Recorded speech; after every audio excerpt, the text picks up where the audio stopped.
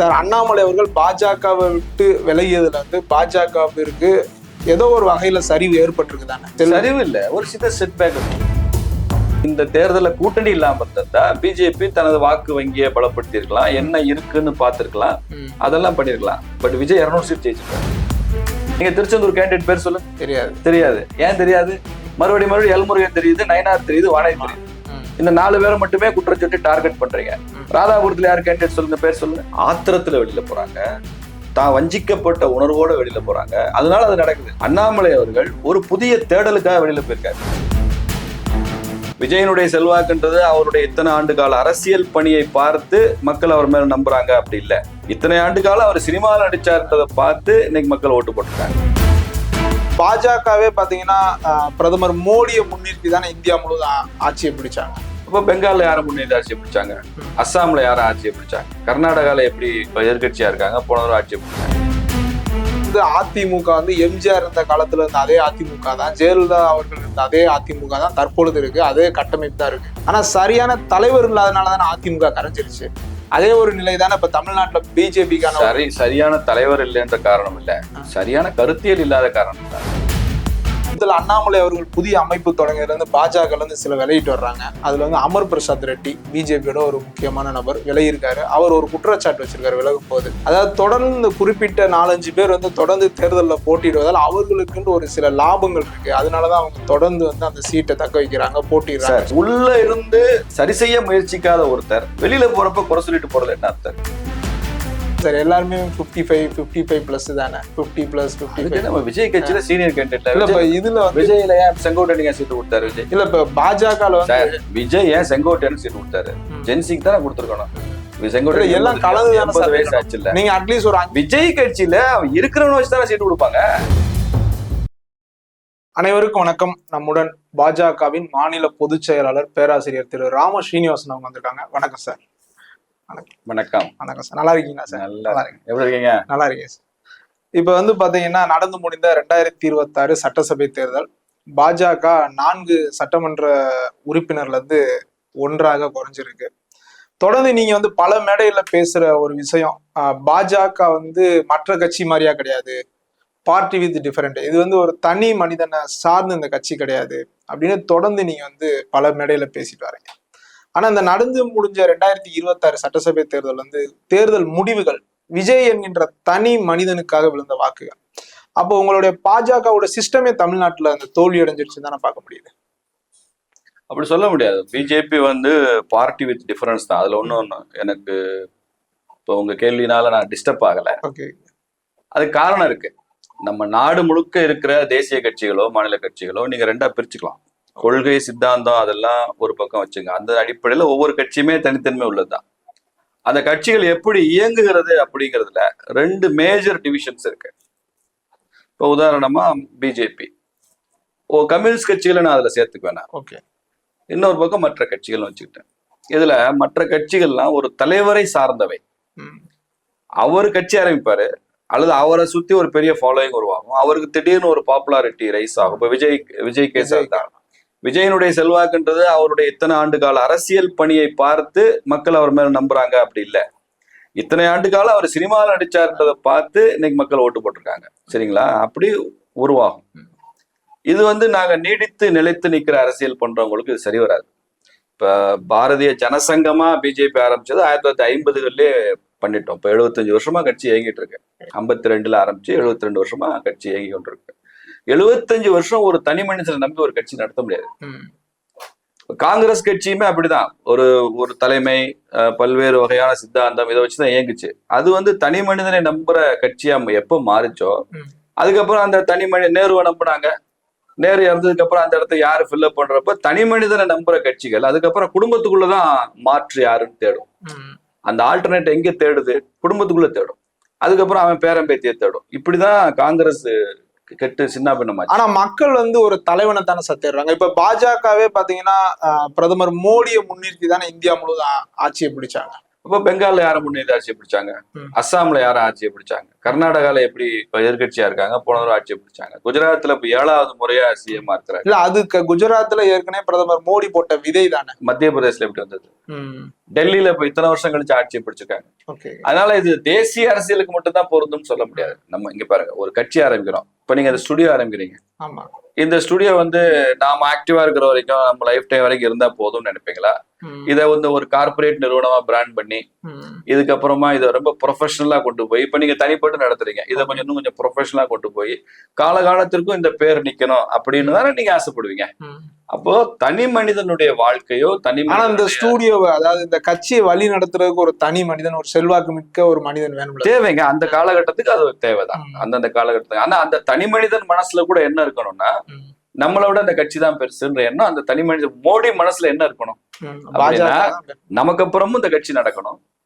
நம்ம வாழ்க்கை காலம் என்பது, அவர் மோடிஜி 100-120 வயசு வரைக்கும் வாழ்வாரு, அவருடைய உடல் ஆரோக்கியம் அப்படிப்பட்டது. பட் ஏதாவது ஒரு இடத்துல ஹியூமன் லைஃபுக்கு ஒரு எண்ட் இருக்கும்ல, அதுக்கப்புறம் இந்த கட்சி இன்னொரு 500 வருஷத்துக்கு இருக்கணும்ல.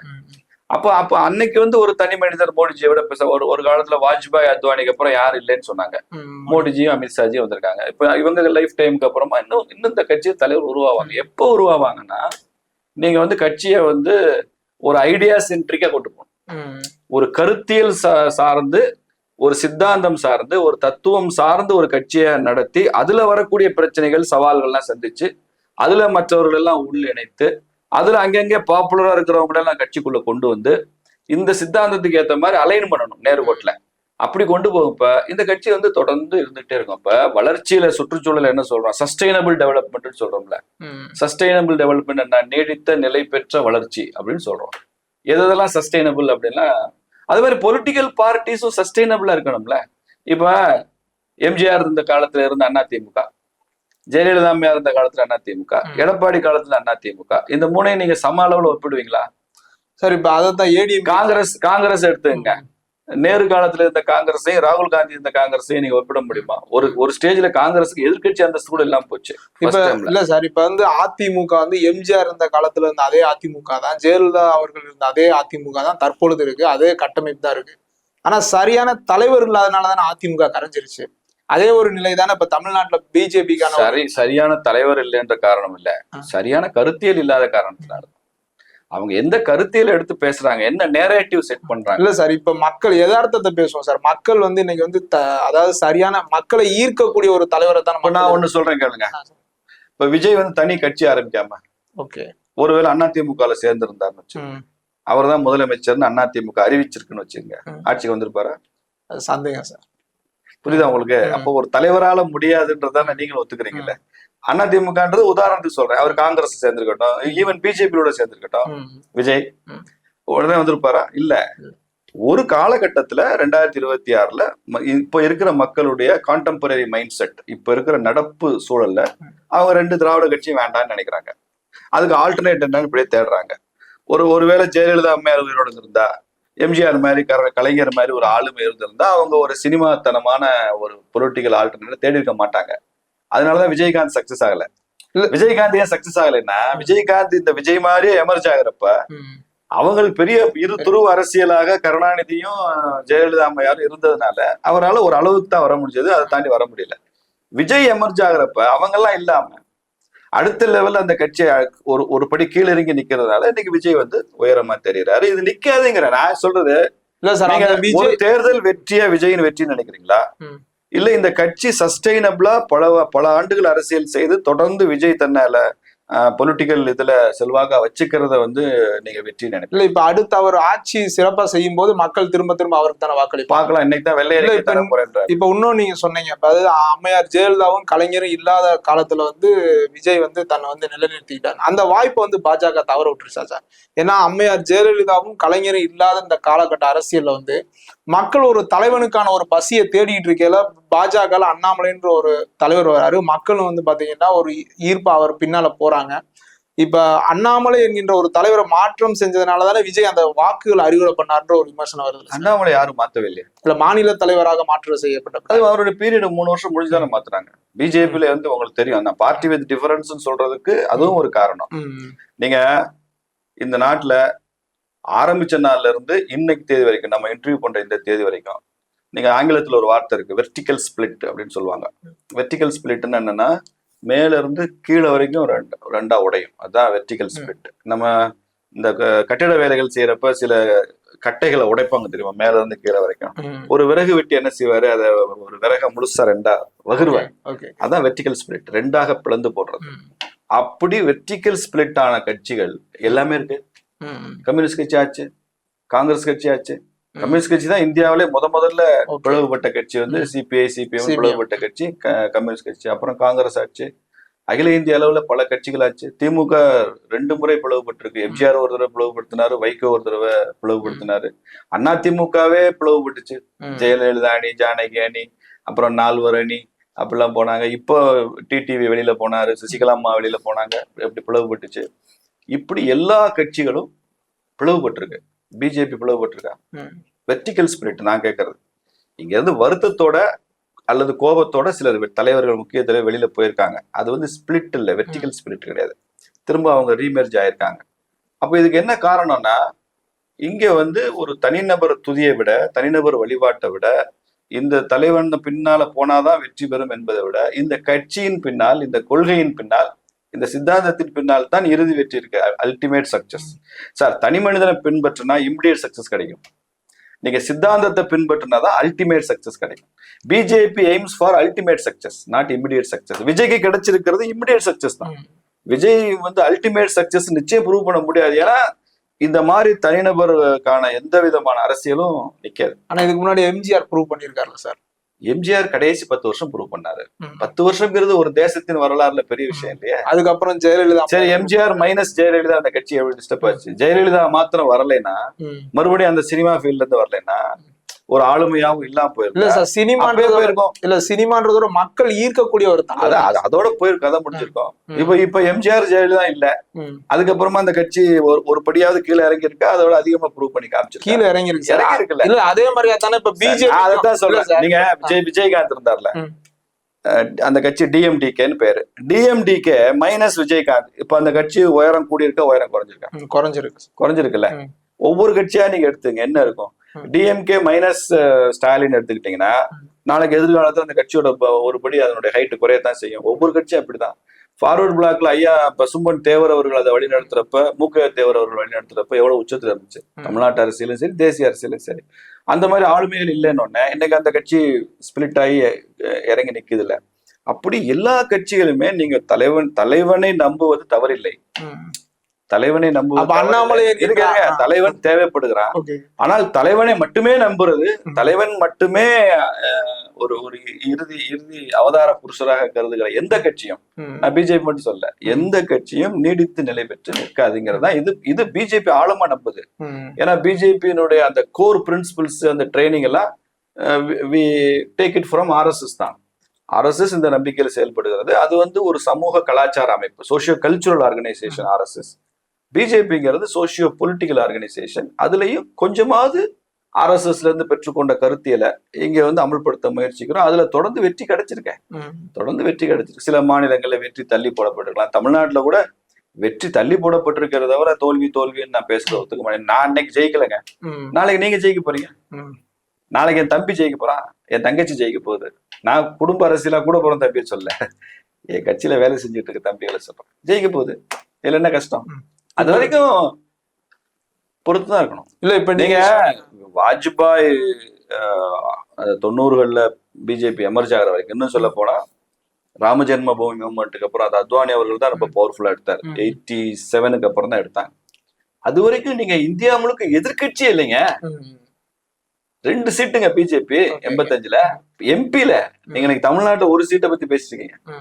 மத்தியில பாராளுமன்றத்துல 2 எம்பி, வலிமையான தலைவர்கள், அத்வானி வாஜ்பாய் மாதிரி உள்ளவங்க எல்லாம். பால்ராஜ் மதோகுல் ரொம்ப பெரிய பிரபலமான தலைவர்லாம் இருந்தாரு. நாடு முழுக்க அமைப்புகள், கிளைகள். அப்படியே அந்த இந்திரா காந்தி அம்மையோட அசாசினேஷன், ராஜீவ் காந்தி வந்தாரு, எல்லாம் ஸ்வீப் ஆச்சு. பட் 89 தேர்தல் என்னாச்சு? 80 சீட்டு ஜெயிச்சோம். 91 பாராளுமன்றத்துல 120 சீட்டு ஜெயிச்சோம். 96 பாராளுமன்ற தேர்தல 160, 98ல 180, தொடர்ந்து இன்க்ரீஸ். சரி, அது ஒரு லெகசி, வாஜ்பாய் அத்வானி அந்த காம்பினேஷன். அது மாதிரி ஒரு அதுக்கப்புறம் மோடி அமித்ஷா வந்தாங்க 2014ல. இடையில 2004ல இருந்து 14 வரைக்கும் ஒரு பெரிய டல் பீரியட் தான் அது பிஜேபிக்கு. தேசிய அரசியலையுமே அது ரொம்ப டல் பீரியட் தான். சோனியா காந்தி, மன்மோகன் சிங் இந்த பொம்மை பிரதமர் வச்சு பண்ணாங்க. பட் அகைன் 2014 ஆரம்பிச்ச ஆன்வர்டு மார்ச் 2026 வரைக்கும் நிக்கலையே. இன்னைக்கு பெங்கால்ல 2/3, மகாராஷ்டிரா என்ன ஆயிட்டு இருக்கு, குஜராத்ல, மத்திய பிரதேஷ்ல, பீகார்ல. சார் ஒரு பிஜேபி காரனா இன்னைக்கு இருக்கிற நடப்பு தேசிய அரசியல், நாட்டு அரசியல்ல நான் அப்படியே டிலைட்டா ஆனந்தமா இருக்கிறதுக்கு நிறைய விஷயம் இருக்கு. எனக்கு சவால்கள் இருக்கு. அந்த சவால்கள் நிறைந்த ஒரு மாநிலமா தமிழ்நாடு இருக்கு, நான் ஒத்துக்கிறேன். பட் இதுவே நிரந்தரம் கிடையாது, நிச்சயமா உச்சத்துக்கு போகும். இப்ப வாஜ்பாய் அவர்கள் 5 ஆண்டு ஆட்சி வந்து பாத்தீங்கன்னா இருக்கிறதுலே இந்தியா வரலாற்றுல ஒரு சிறப்பான ஆட்சி, அவர் எந்த குறையுமே சொல்ல முடியாது. ஆனா திரும்ப வாஜ்பாய் அவர்கள் ஆட்சி காலம் முடிஞ்சோடனே திரும்ப அத்வானியை முன்னிறுத்தினாலதான் வந்து பாத்தீங்கன்னா பாஜக தோல்வி காரணம். அதாவது மக்கள் வாஜ்பாய் ஏத்துக்கிட்ட மக்கள் அத்வானி அவர்களை ஏத்துக்கல, அதனாலதான் 2 தோல்வி காரணம். அடுத்து மோடி என்கின்ற ஒரு மனிதர் வரும்போது மோடியை மக்கள் ஏத்துக்கிட்டாங்க, அதனாலதான் பாஜக வெற்றி பெற்றுச்சு. அப்படி கிடையாது. பிஜேபி வந்து நம்ம சில பாடம் இல்ல சார், பிஜேபியில மக்கள் சார், மக்களுடைய பார்வை இல்ல, மக்கள் பார்வை ஓகே தான். அதாவது மக்கள் வந்து பாத்தீங்கன்னா தலைவரை தானே ஏத்துக்கிறாங்க. அந்த மக்கள் பார்வை எப்படி செட் ஆகுதுன்னு நான் சொல்றேன். பிஜேபி வந்து வாஜ்பாய் காலத்து ஆட்சியில இருந்து நம்ம ஒரு பாடம் கத்துக்கிறோம். இப்ப நீங்க வந்து என்ன சொல்றீங்கன்னா மறுபடியும் அத்வானியை முன்னிறுத்ததுனால ஏத்துக்கல அப்படின்னு சொல்றீங்க, ஏத்துக்கலன்னு சொல்றீங்க. அப்ப அது கிடையாது. அந்த 5-6 வருஷம் ஆட்சி இருக்குல்ல, 98ல இருந்து 2004 வரைக்கும், அதுல எந்த பாராளுமன்ற இடைத்தேர்தலையும் பிஜேபி ஜெயிக்கல.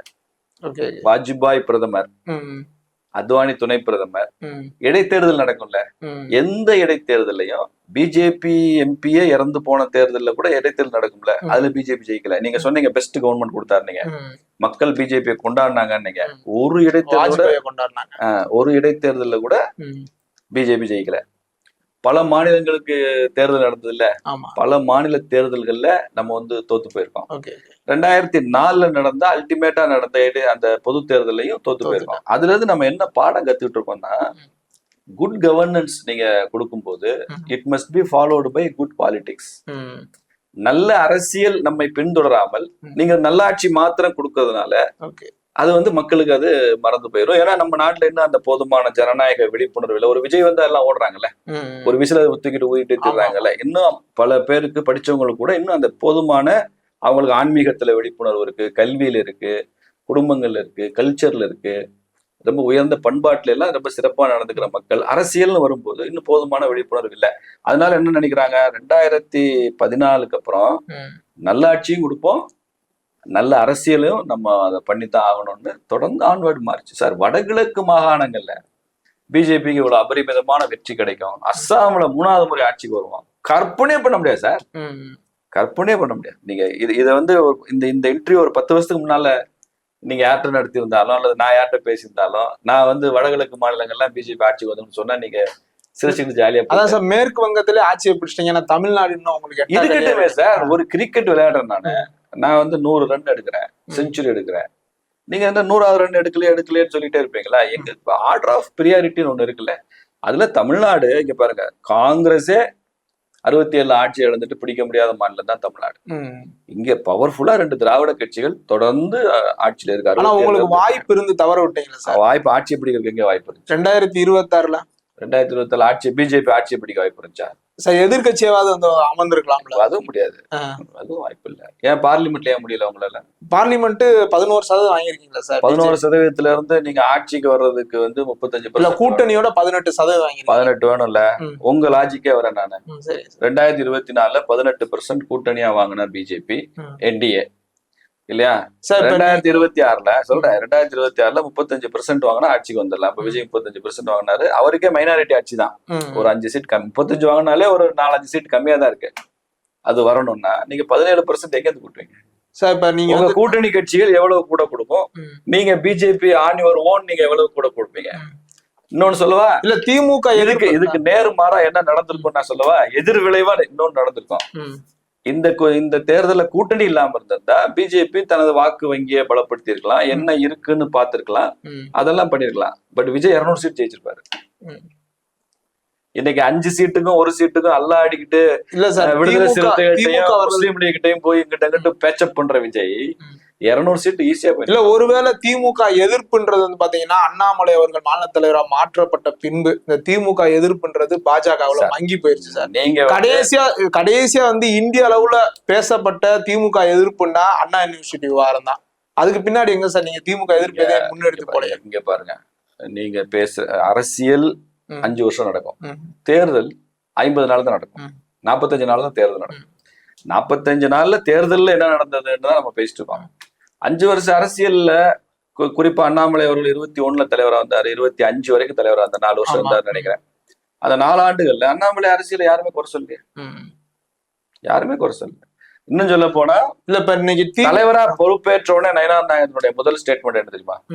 அண்ணாமலை புயல் போல் பணி செய்தார், நான் தென்றலாக பணி செய்வேன். அவரே சொல்லிட்டு தானே வந்தாரு. நீங்க கடைசி 6 மாசம் 1 வருஷம்ங்கிறது எலெக்ஷன் மோடுக்கு கட்சி வந்துடும். இல்ல எலெக்ஷன் மோடுக்கு வரும்போது அமைப்பு ரீதியான சுற்றுப்பயணம், கட்சியை தொண்டர்களை தேர்தலுக்கு தயாரிக்கிறது, அதற்கான பயிற்சி கொடுக்கறது, இப்ப BLA 2 போடுறது, பூத் கமிட்டியை ஸ்ட்ரெங்தன் பண்றது, இந்த பணிகள் தான் கடைசி 6 மாசம் 7 மாசம் நடக்கும். அதுலயும் கூட பல போராட்டங்களை நம்ம என்ன பண்ணோம்னா கீழ்மட்டத்துல நடத்தணும். இப்ப நீங்க நயினார் நாகேந்திரன் வந்ததுக்கு அப்புறம் கூட இதே மதுரையிலேயே நயினாரை வச்சு 2 பெரிய போராட்டங்கள் மதுரையில நடந்திருக்கு. மதுரைக்குள்ள மட்டும். ஆனா அந்த அளவுக்கு, அதாவது அண்ணாமலை அவர்கள் அண்ணா யூனிவர்சிட்டி மேட்டர் பாத்தீங்கன்னா இந்தியா முழுவதும் பேசப்பட்ட அந்த அளவுக்கு நீங்க சொல்ற தலைவர்களுக்கான ஸ்பிரிட் மாறாது சார்.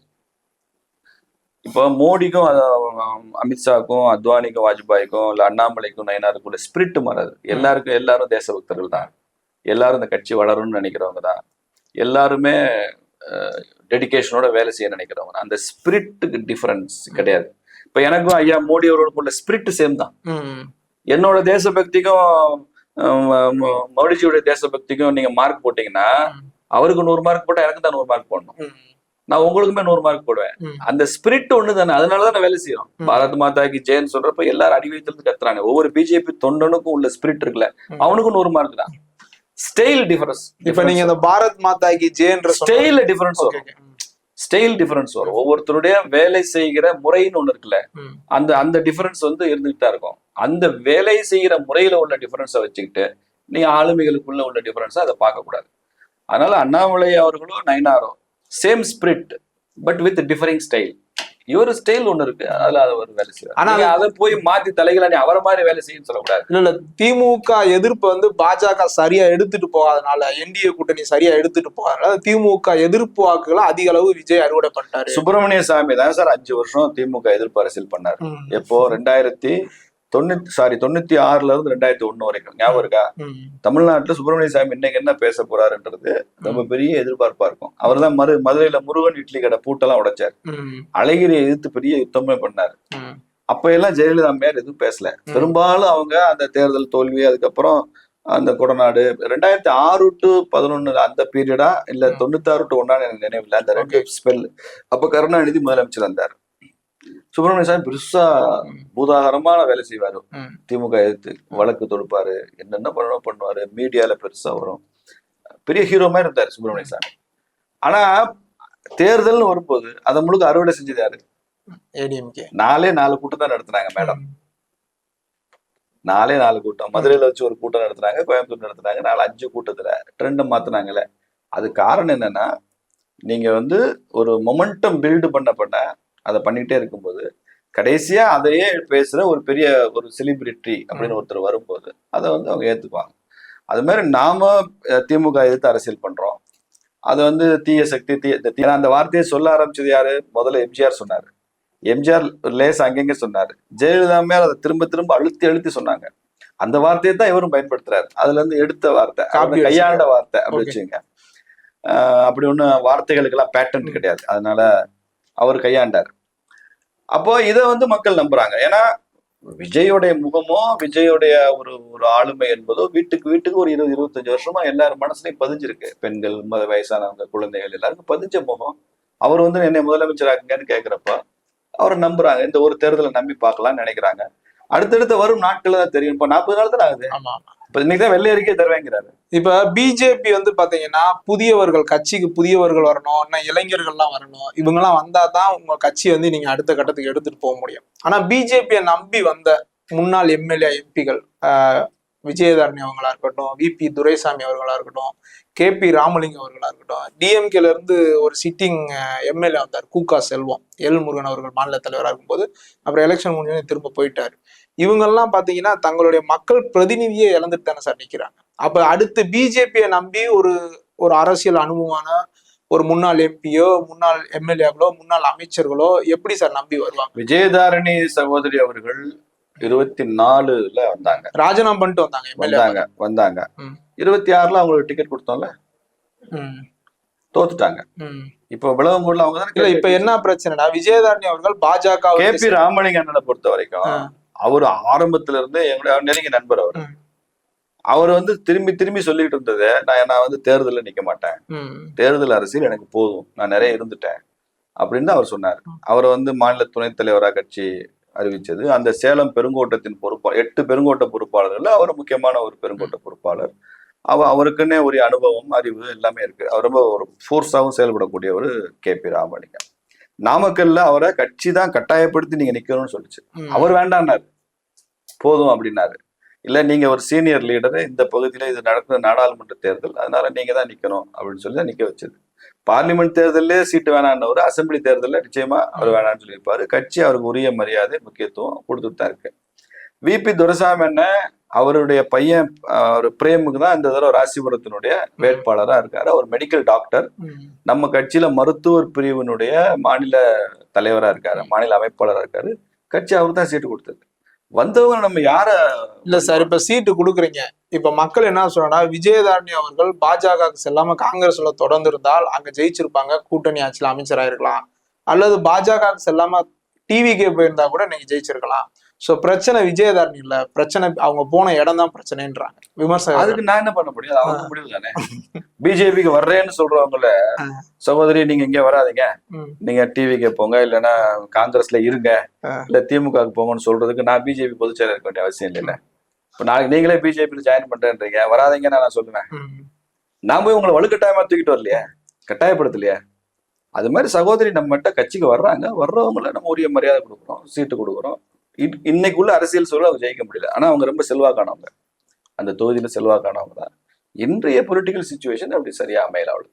இப்ப தமிழ்நாடு அரசியல் ஜென்சி தலைமுறையை நோக்கி போயிட்டு இருக்கு சார். நடந்து முடிஞ்ச சட்டசபை தேர்தலில் பாத்தீங்கன்னா ஃபுல்லா டிவிகளும் பெரும்பாலும் பாத்தீங்கன்னா அந்த ஜென்சி தலைமுறை போட்டிட்டாங்க, வெற்றியும் பெற்றிருக்காங்க.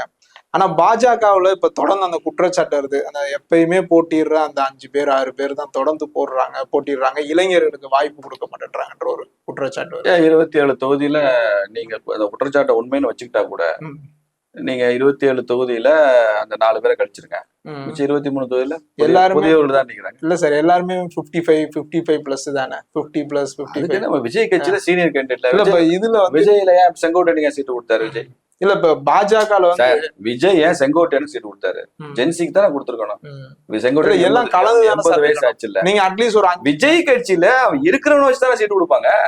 இல்ல சார், உங்ககிட்ட இருங்க சார், இருக்கிறவன வச்சுதானே சீட்டு தர முடியும். உனக்கு வயசாச்சுன்னு ஒதுக்கிற முடியும். ஆனா ஒண்ணு பண்ணுங்க, எல்லா கட்சியிலையும் பிஜேபி உட்பட எல்லா கட்சியிலையும் நீ 45 வயசு ஆச்சுன்னா கட்சியை விட்டு ரிசைன் பண்ணிடணும்னு ரூல்ஸ் போட்டு இளைஞர்களை வச்சு கட்சி நடத்த முடியுமா? இல்ல, இப்ப பிஜேபி இல்ல இளைஞர்களே வேண்டாம், வயசானவங்க தான் போதும், வயசானவங்களை வச்சு கட்சி நடத்த முடியுமா? அப்படியும் பண்ண முடியாது. இங்க பாருங்க, ஜென்சின்ற கான்செப்டே தப்புங்க. என்ன ஜென்சி? ஏன்னா இது புதுசா ஒரு ஃப்ரேஸ உருவாகிருக்கு. எம்ஜிஆர் 77ல முதலமைச்சரா வந்தார்ல, அவர் எவ்வளவு பேரை இளைஞர்களை ப்ரொமோட் பண்ணாரு தெரியுமா உங்களுக்கு? இந்த சேடப்பட்டி முத்தையா இருக்கார்ல, சமீபத்துல காலமாயிட்டார்ல, அவர்லாம் பிராண்ட் இளைஞர், ஃப்ரெஷ். திருநாவுக்கரசர் இப்ப துணை சபாநாயகர் நினைக்கிறேன் எனக்கு, KP பழனிசாமி. இல்ல, திருநாவுக்கரசர் புதுக்கோட்டையில நின்று ஜெயிச்சாரு, புதுக்கோட்டை அறந்தாங்க நின்று ஜெயிச்சாரு. அப்பெல்லாம் 25 வயசு 30 வயசு இருக்கிற சபாநாயகர். இன்னைக்கு இருக்கிற ஜென்சி, இன்னும் சொல்ல போனா தமிழ்நாட்டுல இளைஞர்களை பெருசா ப்ரொமோட் பண்ண உச்சத்துக்கு கொண்டு வந்த முதல் அரசியல் தலைவர் எம்ஜிஆர் தான். ஆனா அதே கட்சியில இன்னைக்கு எல்லாருக்கும் வயசாச்சு. அதனால மாவட்ட செயலாளர்கள்னா அதிமுக எல்லாருக்கும் 65 வயசு 70 வயசு 80 வயசு போனவங்க எல்லாம் கூட இருக்காங்க. ஆனா இவங்களை நீங்க உனக்கு வயசாச்சுன்னு ஒதுக்குறதா இல்ல? இன்னும் பாருங்க, ஒரு தலைவர் வயசானவர் திமுகல கூட எம்எல்ஏன்னு ஜெயிக்கிறாரு. ஒரு தலைவர் இளைஞரா இருக்கிறாரு, அவர் போட்டிட்டு இதே திமுக அதிமுக தோக்குறாரு. அப்ப வயசானவரா இருந்தா கூட அந்த தொகுதி மக்கள் அவருடைய செய்த பணிகளுக்காக அவரை தேர்ந்தெடுத்திருக்கிறாங்க. 70 வயசுக்கு மேல ஜெயிக்கிறாரு. இல்ல, நம்ம மொத்தமா சொல்லல. இப்ப பிஜேபியில இளைஞர்கள் உங்களுக்கு தெரியுமா? உங்களுக்கு சார், பிஜேபியில வெற்றி பெற்ற ஒரு மனிதர், ஒரே ஒரு எம்எல்ஏ தானே, யாரு? போஜராஜன். என்ன வயசு தெரியுமா? 79. 79 வயசுலயே ஒருத்தர் ஜெயிக்கிறார்ல. பிஜேபி சார், எந்த அரசியல் கட்சியுமே வின்னபிலிட்டி பார்க்கும்.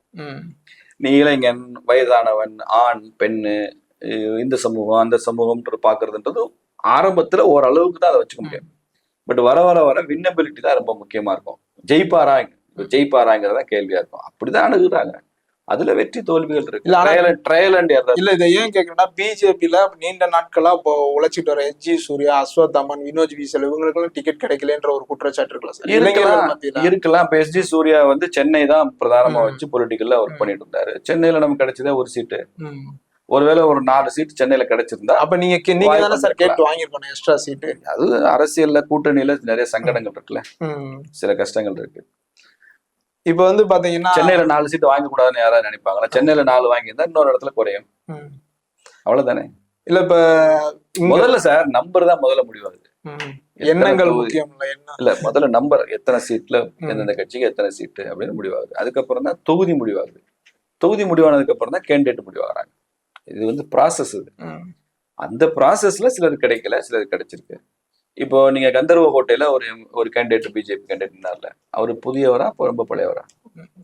அவர் பேராதான் உங்களுக்கு தெரியுமா? இல்ல, தெரியாது. புதியவர். அந்த மாவட்டத்தினுடைய பொதுச் செயலாளர் இருந்தவர் நினைக்கிறேன். கொடுத்தாங்கல்ல. திருவாரூர்ல கோவி சந்துருன்னு ஒருத்தர் இருந்தார்ல, அவர் அந்த என்ன பெரிய பிராண்டட் நியூவா இருந்து ஒரு 50 வருஷமா கட்சியில இருந்தவரா? புதியவர், இளைஞர், வேணா மிடில் ஏஜ் இளைஞரா இருப்பாரு. அவரு கட்சி கொடுத்துச்சுல்ல இல்லையா? ராதாபுரத்துல யார் கேண்டிடேட், திருச்செந்தூர்ல யார் கேண்டிடேட், எல்லாம் பிராண்ட் நியூ சார். நீங்க திருச்செந்தூர் கேண்டிடேட் பேர் சொல்லுங்க.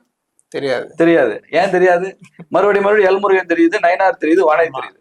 இந்த 4 பேரை மட்டுமே குற்றம் சொல்லி டார்கெட் பண்றீங்க. ராதாபுரத்துல யார் கேண்டிடேட் சொல்லுங்க, பேர் சொல்லுங்க. திருச்செந்தூர்ல கேண்டிடேட் பேர் சொல்லுங்க. திருவாரூர் கேண்டிடேட் பேர் சொல்லுங்க. நீங்க பிஜேபி, நான் என்ன சொல்றேன், நீங்க பிஜேபி இல்லைனாலும் நீங்க பிஜேபி க்ளோஸா வாட்ச் பண்றாள் தானே, பேர் சொல்லுங்க. இல்ல அதுமே ஒரு முடக்குறிச்சியில நின்ன கேண்டிடேட் பேர் சொல்லுங்க. ஏற்கனவே எம்எல்ஏவோட பொண்ணு, அவங்க இளைஞர் தானே. இளைஞர் தானே அவங்க. நீங்க சொல்ற இளைஞர் லிஸ்ட்ல அவங்க வந்துடுறாங்கல்ல. இளைஞர்களும் வயதானவர்களும் ஆண்களும் பெண்களும் எல்லா சமூகமாக சேர்ந்துதான் ஒரு அரசியல் கட்சி. இது எல்லாத்தையும் உடனே நீ இப்ப விஜய் கட்சியில இன்னைக்கு எல்லாரும் இளைஞர். இன்னொரு 10 வருஷம் கழிச்சு இவங்க எல்லாம் 10 வருஷம் கழிச்சு விஜய் இளைஞர் இல்லையா? இன்னைக்கு அவருக்கு 52 53 வயசு ஆச்சு. அவரே 63 வயசு போயிருவாரு. இப்ப சமீபத்துல அண்ணாமலை அவர்கள் புதிய அமைப்பு தொடங்கியதுல இருந்து பாஜக இருந்து சில விலகிட்டு வர்றாங்க. அதுல வந்து அமர் பிரசாத் ரெட்டி பிஜேபியோட ஒரு முக்கியமான நபர் விலகியிருக்காரு. அவர் ஒரு குற்றச்சாட்டு வச்சிருக்காரு விலகும் போது, அதாவது தொடர்ந்து குறிப்பிட்ட 4-5 பேர் வந்து தொடர்ந்து தேர்தலில் போட்டியிடுவதால் அவர்களுக்கு ஒரு சில லாபங்கள் இருக்கு, அதனாலதான் அவங்க தொடர்ந்து வந்து அந்த சீட்டை தக்க வைக்கிறாங்க, போட்டிடுறாங்க. கட்சியை விட்டு விலகும் போது அண்ணாமலை அவர்கள் இந்த கட்சியை பத்தி ஏதாவது குறை சொன்னாரா? ஏதாவது விமர்சனம் வச்சாரா? இல்ல. நிறைய குறிப்பா மோடி, அமித்ஷா அவர் ஏற்றுக்கொண்ட தலைமை, அவங்கள பத்தி உயர்வா பாராட்டி பேசினார். எனக்கு வந்து எல்லா விதமான முக்கியத்துவம் கொடுத்தாங்கன்னு சொல்லியிருக்காரு. அவங்களுக்கு நான் எப்பயும் நன்றியுள்ளவனா இருப்பேன் அப்படின்னு சொல்லியிருக்காரு. அவங்களையும் பாராட்டியிருக்காரு. மாநிலத்துல இந்த காரணத்துக்காக நான் விளங்குறேன், இந்த பிஜேபி சரியில்லை, இது ஏதோ ஒரு கோட்டரி ஆஃப் வியூவா இருக்கு அப்படின்றா கூட்டம் சொன்னாரா? அண்ணாமலை பிஜேபியோட கோவிச்சுட்டு வெளில போல. அண்ணாமலை ஒரு புதிய அரசியல் உருவாக்குன்னு நினைக்கிறார். தமிழ்நாட்டுல ஒரு நியூ பாலிடிக்ஸ், ஒரு நியூ பொலிட்டிக்கல் கல்ச்சர். அவருக்கு நிறைய ஒரு இன்னோவேட்டிவா தாட்ஸ் இருக்கு. அதுக்காகத்தான் அவர் பிஜேபிக்கு வந்தாரு. புரியுதா உங்களுக்கு? அந்த பிஜேபிக்கு வந்துட்டு அதை தாண்டி இந்த கட்சியை மட்டும் வச்சுக்கிட்டு நம்ம இதை எடுத்துட்டு போக முடியாது. இது நமக்குன்னு ஒரு சுய சிந்தனையோட, சுயமாக நம்ம ஏற்றுக்கொள்களோட அவங்களுக்கும் பயிற்சி கொடுத்து போனா தான் அந்த அரசியலை கொண்டு போக முடியும்னு நினைக்கிறாரு. அதனால வெளில போறாரு. இவங்க அண்ணாமலை ஆதரவாளர்கள் கூட போறவங்க தான் குறை சொல்றாங்க. என்னைக்குமே இங்க பாருங்க, இல்ல ஒரு கம்பேரிசன் சொல்றேன். வைகோ கட்சி ஆரம்பிச்சார்ல, கருணாநிதி என்ன கிழிச்சார், என்னென்னலாம் பேசினார் இல்லையா? நீங்க அந்த பழைய ஆடியோ வீடியோ எல்லாம் இப்ப வைகோ வந்த காலம் எல்லாம் வீடியோ வர ஆரம்பிச்சிருச்சு. இல்லைனாலும் பத்திரிகையில அச்சுல என்ன இருக்கு, என்னென்னலாம் சொன்னார். அதே மாதிரி எம்ஜிஆர் தனியா போனப்ப கருணாநிதி என்னெல்லாம் பேசினாரா எம்ஜிஆரை பத்தி. நடிகன் நாளாட முடியுமான்னாரு, மலையாளின்னாரு, கூத்தாடி பசங்க அப்படின்னாரு, என்னென்ன பேசினாரு. அப்படி பரஸ்பர இந்திரா காந்தி அம்மா காங்கிரஸ் உடைச்சிட்டு வரும்போது அவ்வளவு அபியூஸ் எல்லா காங்கிரஸ் தலைவர்கள் மேல. யாரு? ஐயா காமராஜர் மேல, நிஜலிங்கப்பா மேல, தேவராஜ் அரசு மேல, மொரார்ஜி தேசாய் மேல, ஜெயபிரகாஷ் நாராயணன் தூக்கி அந்த அம்மா எப்படி எல்லாம் ஜெயில போட நினைச்சிச்சு நெருக்கடி காலத்துலன்னு தெரியும். அவங்களுக்கு போடல, ஆனா அப்படிலாம் பண்ணாங்க. இப்படி ஒரு விமர்சனமோ அபியூஸோ இல்லாம கட்சிகள்ல இருந்து வெளியில யாரும் போறது இல்லை. இப்ப டிடிவி வந்து அதிமுக வெளியே வந்தார்ல, எடப்பாடி எவ்வளவு கடுமையா விமர்சனம் பண்ணாரு. அப்போ அவங்க எல்லாம் கோபத்துல வெளியில போறாங்க, ஆத்திரத்துல வெளியில போறாங்க, தான் வஞ்சிக்கப்பட்ட உணர்வோட வெளியில போறாங்க. அதனால அது நடக்குது. அண்ணாமலை அவர்கள் ஒரு புதிய தேடலுக்காக வெளியில போயிருக்காரு. அந்த புதிய தேடல்ல அவர் வெற்றி அடைவாரா இல்லையா அதெல்லாம் வருங்காலம் தான் சொல்லணும். நான் ஜோதிடர் இல்லை. நாங்க இந்த கட்சிக்கு கமிட்டடு, இந்த சித்தாந்தத்துக்கு கமிட்டடு, இதன் வழியாக வளர்ந்து வந்திருக்கோம். அதனால நாங்க இதுல கண்டினியூ பண்றோமே தவிர அண்ணாமலையுடைய ஆதரவாளர்கள் ஏன் இப்படி பேசுறாங்கன்னு எனக்கு தெரியல. இல்ல இப்ப அமர் பிரசாத் ரெட்டி அவர்களே பாஜகவை குறை சொல்லல, அங்க இருக்கிற ஒரு சிலரை பேரை குறிப்பிடாம தான் குறை சொல்லிட்டு போறாங்க. அது நான் ஏத்துக்க மாட்டேன் சார். அவரு நமக்கு ரொம்ப நெருங்கிய நண்பர் தான் என்ன அமர் பிரசாத். ஆனாலும் நான் அவர் கருத்தை ஏத்துக்கல. இப்ப பாஜகவுல இருந்து கிட்டத்தட்ட நீங்க இந்த கருத்தை அவர் உள்ள இருந்து ஃபைட் பண்ணிருக்கணும். ஃபைட் பண்ண முடியல சார், ஃபைட் பண்ண முடியலன்னு தான் சார் நீங்க உள்ள இருந்து ஃபைட் பண்ணாரு உங்களுக்கு என்ன தெரியும்? அமர் பிரசாத் உள்ள இருந்து இந்த கருத்துக்களை சொன்னாரு. இல்ல இந்த கருத்துக்களை எடுத்துக்கிட்டு தேசிய தலைவர்கள்ட்ட இந்த கருத்துக்களை முறையிட்டாரு. முறையிட்டும் அது நடக்கல. அதெல்லாம் எனக்கு தெரியாது. ஒருவேளை அமர் செஞ்சாரான்னு தெரியாது. செஞ்சா அவர் சொல்லட்டும், அவ்வளவுதான். யார்கிட்ட என்ன சொன்னேன், என்ன உள்ள சிஸ்டத்துக்கு உள்ள இருந்தே நான் சரி செய்ய முயற்சித்தேன், சரியாகல, அதனால நான் வெளியில போறேன்னு சொல்லட்டும்.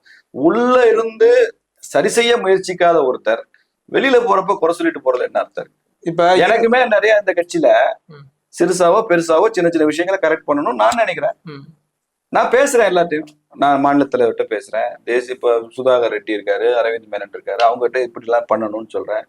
டெல்லி போனா வாய்ப்பு கிடைக்கிறப்ப தேசிய அளவுல இருக்கவங்ககிட்ட என் கருத்துக்கள் நான் சொல்றேன். அது நடக்குமா நடக்காதான்றாலும் வேற விஷயம். ஏன்னா அதை செய்ய முடியாத பல விஷயங்கள் அவங்களுக்கு இருக்கலாம். கோயிலுக்கு போறோம், மீனாட்சி அம்மனை கும்பிடுறோம், எல்லாம் அதை பண்ணணும் இது பண்ணணும், ஒரு 10 கோரிக்கையோட போறோம். சிலர் பேப்பர் எழுதி வச்சா உண்டியல போட்டுல வரவெல்லாம் இருக்கா. எல்லாமே நடக்குது. ஆனா நம்ம காத்திருக்கோம்ல, அது மாதிரி ஒரு காலகட்டம் வர வரைக்கும் காத்திருக்கோம். இப்ப நீங்க சொன்னீங்க மாநில தலைவர்கிட்ட பேசுறேன்னு சொன்னீங்க.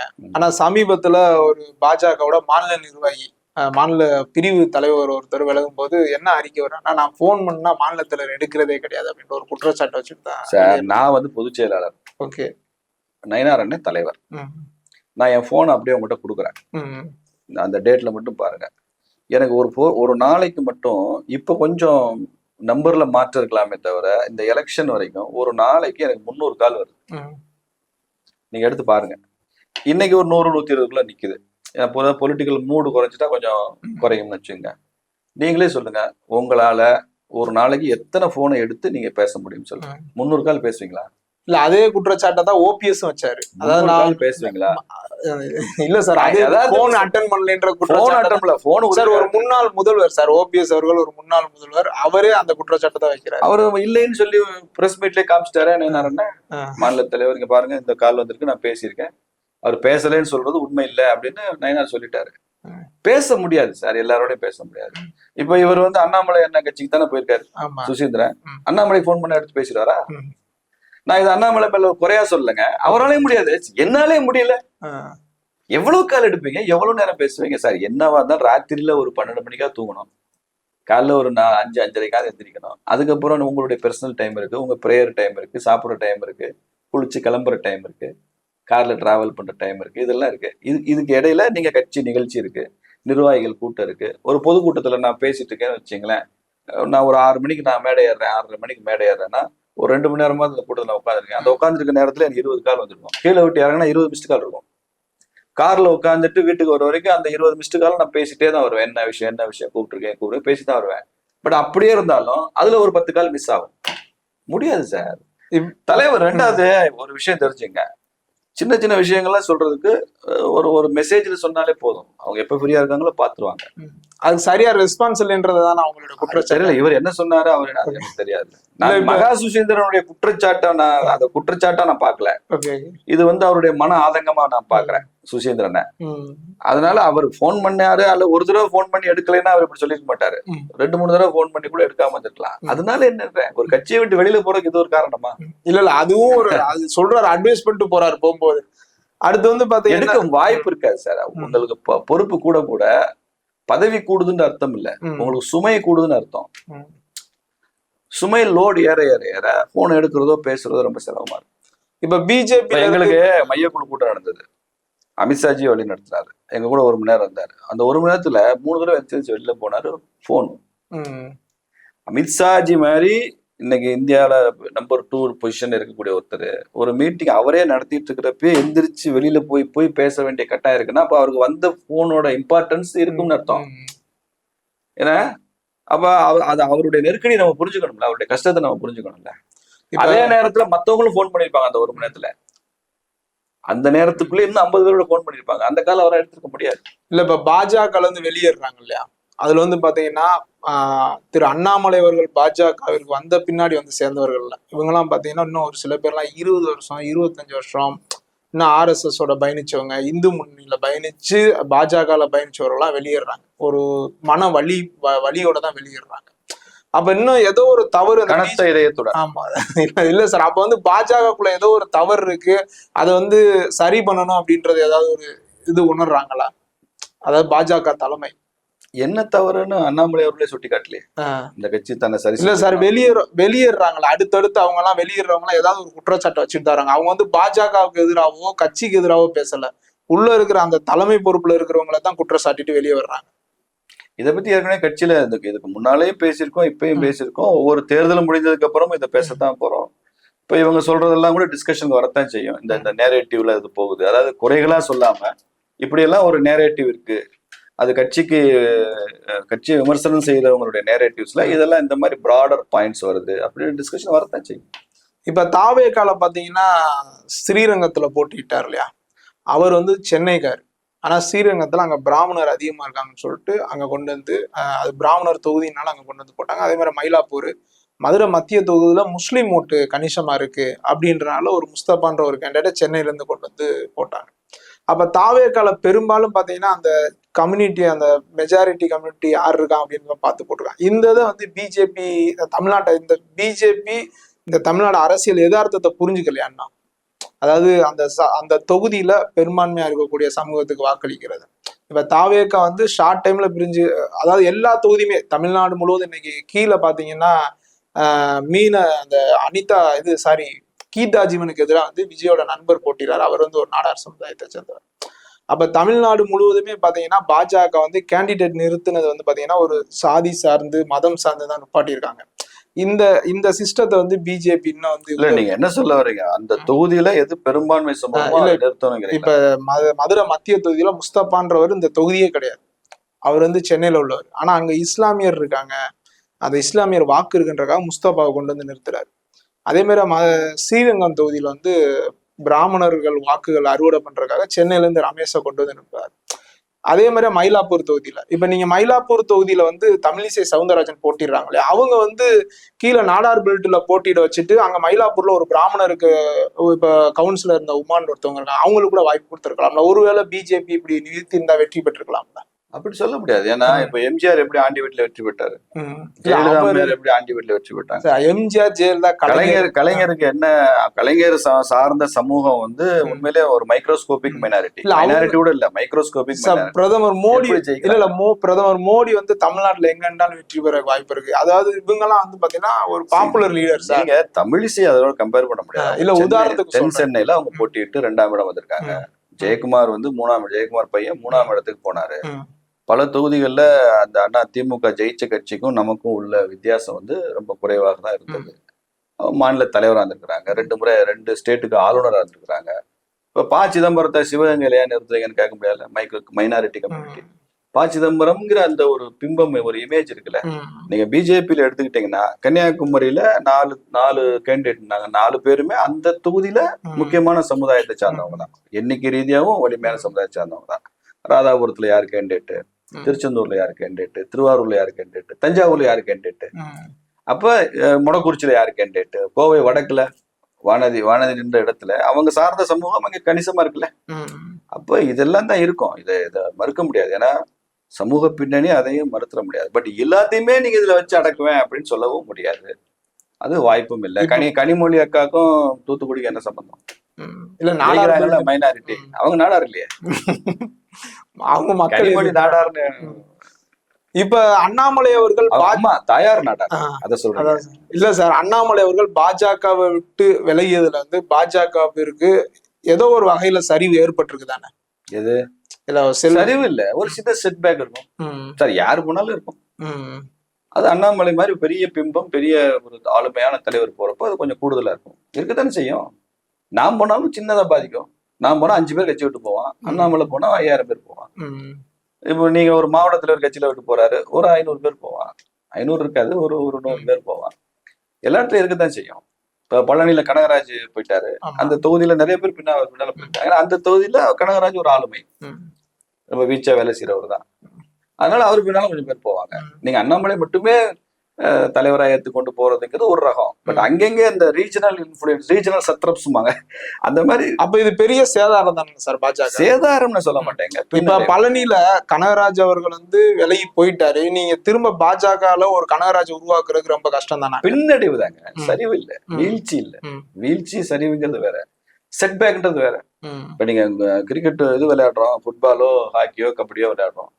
இந்த தடவை நம்ம போற கேட்ச் ரைடு பண்ணி போறவர் பிடிபட்டுட்டாரு, அந்த பக்கம் பாயிண்ட் கிடைச்சிருக்கு, அவ்வளவுதான். அல்டிமேட்டா கேம்ல யார் ஜெயிக்கிறாங்கன்னு பாக்கணும்ல.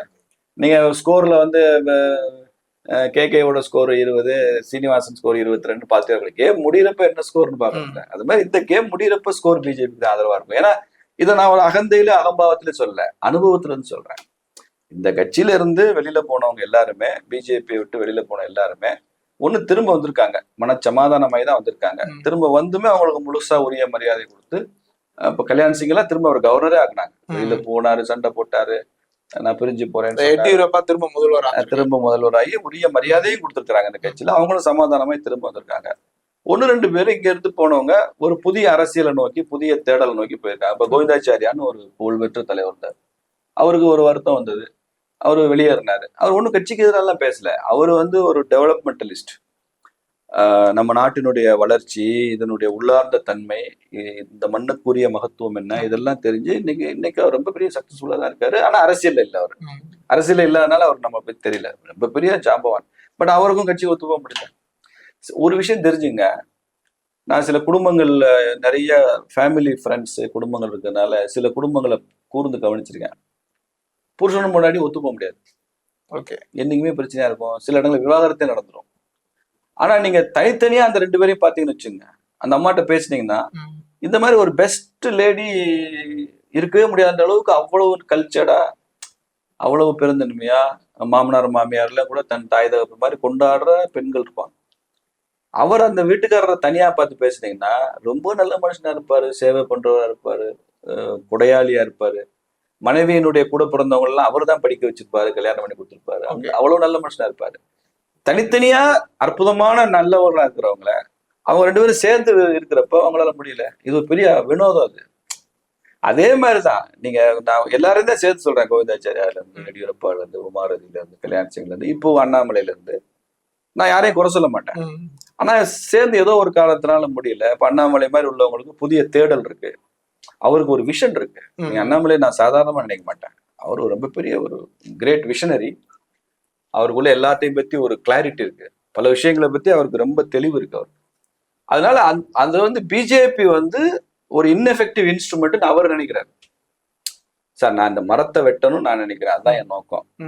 நான் ஒரு அருவாள் வச்சுருக்கேன் அல்லது கோடரி வச்சிருக்கேன், இதை வச்சுக்கிட்டு நான் அதை கட் பண்றேன். அந்த கோடரியே எனக்கு அது பத்தாதுன்னா அப்ப நான் அடுத்த லெவல டெக்னாலஜி படி புது மிஷின் தான் நான் வாங்கி நான் அதை பயன்படுத்துவேன். இதை வச்சுக்கிட்டே நீ வெட்டிக்கிட்டே இரு அப்படின்னு சொல்ல முடியாது இல்லையா?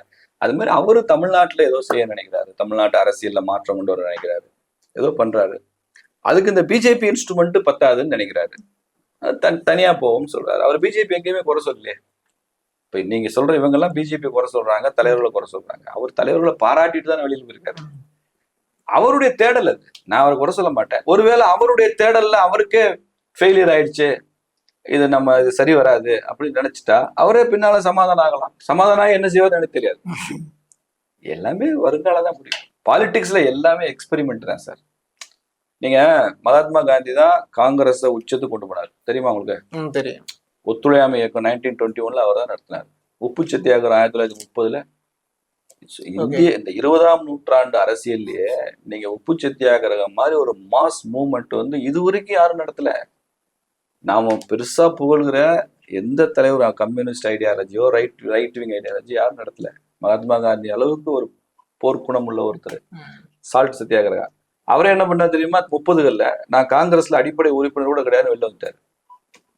காங்கிரஸ் மேல உள்ள கோபத்துல இல்ல, ஒரு புதிய தேடல், புதிய பயணம், அப்படி போனாரு. நான் காந்தியோட அண்ணாமலை கம்பேர் பண்ண விரும்பல. இந்த மாதிரி பல பேருக்கு தேடல் இருக்கும். அதையும் நம்ம மதிக்கணும், ஹானர் பண்ணணும்னு சொல்லி அதுல என்ன தப்பு இருக்கு? அவர் ஒரு புதிய முயற்சி பண்ணட்டுமே. இப்ப நம்ம துக்ளக் எடிட்டர் குருமூர்த்தி அவர்கள் இருக்காங்களே, ஐயா குருமூர்த்தி அவர்களும் அதானே சொல்றாரு, ஒரு புதிய பாதையை நோக்கி போயிருக்காரு. அவருக்கு நீட்ஸ் டு பி என்கரேஜ் இருக்கிறாரு, அவரை ஆதரிக்கணும் அப்படிங்கிறாரு. அது அவருடைய கோணம் தான். ஜனநாயகத்துல நிறைய ஒப்பீனியன்ஸ் உருவாகிட்டே இருக்கும் சார். ஆனா அண்ணாமலையினுடைய ஆதரவாளர்கள் செய்யறதை நான் ஏத்துக்க மாட்டேன். அவங்க வந்து கட்சியை குறை சொல்றது, தலைவர்களை குறை சொல்றது, பிஜேபியில சமூக ஊடகங்களை உள்ள புகுந்து ஒரு 4 பேரை டார்கெட் பண்றது, அது வேண்டாம். இல்ல பிஜேபியில அவங்களே என்ன அண்ணாமலை அவர்களை டார்கெட் பண்றாங்க. அவங்க என்ன செய்யணும்னா, அதான் தவறுதான். அதெல்லாம் நான் யாரையும் டார்கெட் பண்ணக்கூடாது சொல்லி தவறுதான். நான் என்ன செய்யணும்னா, நாம தலைவரா ஏற்றுக்கொண்ட ஒருத்தர் ஒரு புதிய தேடல், ஒரு புதிய முயற்சி பண்றாரு, அதை என்னன்னு முதல்ல உள்வாங்கணும். அதுல ஏதோ பயிற்சி கொடுப்பேன்லாம் சொல்றாரு, அது என்ன மாதிரியான பயிற்சியா இருக்கணும், அந்த பயிற்சிக்கு நம்மளை எப்படி தகவமைச்சுக்கணும், அந்த விஷனை எப்படி கொண்டு போகணும்னு நினைச்சு அவங்க வேலை செய்யணுமே தவிர இன்னும் குற்றம் குறை சொல்லி போய் அது சரி வராது. அதனால நான் அதை ஏத்துக்கல. அவர் ஒரு புதிய தேடல் இருக்காருங்கிறத நான் ஏத்துக்கிறேன். அவரை ரொம்ப க்ளோஸா நான் பல வருஷம் பார்த்திருக்கேன், 5-6 வருஷம் பார்த்திருக்கேன்றதுனால எனக்கு அது புரியுது. அவருக்கு என்ன மெசேஜ் சார் சொல்றீங்க இது மூலியமா? யாருக்கு? அண்ணாமலை அவர்களுக்கு. நான் அவருக்கு மெசேஜ் ஓகே, ரொம்ப நன்றி சார். லீடர், நான் போய் மெசேஜ் சொல்ற அளவுக்கு. ஓகே, ரொம்ப நன்றி சார்.